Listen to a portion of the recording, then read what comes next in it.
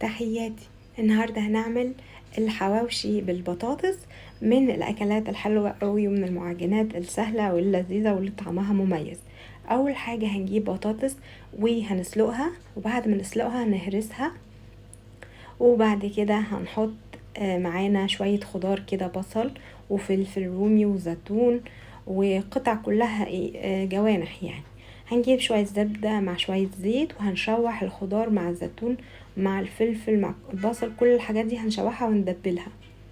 ومش عايزينها تدبل قوي، احنا عايزينها تكون بتقرقش يعني، تبقى لسه فيها ناشفه يعني. وهنجيب جبنه رومي وفلفل اسمر وملح ونضيفهم للبطاطس المهروسه، وبعد كده نضيف لهم الخضار اللي احنا شوحناه، هنقلبهم كويس، وهنركن الحشوة دي على جنب عشان نعمل الأرغفة بتاعة الحواوشي اللي احنا هنحط فيها الحشوة دي. هنجيب 3 كوبايات من الدقيق وشوية ملح ومعلقتين من السمنة، وهنفركهم كويس كده بالدقيق عشان تشرب السمنة. وبعد كده هننزل بشوية مية واحدة واحدة. انا خدت مني 3/4 كوباية، وكمان معلقة ممسوحة من الخميرة مضوبة في شوية مية وشوية سكر، وهنقلبهم كويس. وبعد ما تتقلب وتتعجن كويس وتبقى تمام، هنسيبها طبعا عشان فيها خميرة تتخمر شوية. وممكن طبعا ما تعملوش العجينة دي كلها وتحشوها أرغفة جاهزة من العيش الشامي او من العيش البلدي. بعد كده هنقطعها بعد ما اتخمرت طبعا، هنقطعها لكل واحد قطعتين، يعني العجينة دي كلها هنعمل للساندوتش الواحد قطعتين من العجينة، زي ما تحبي بقى الحجم اللي انت عايزاه.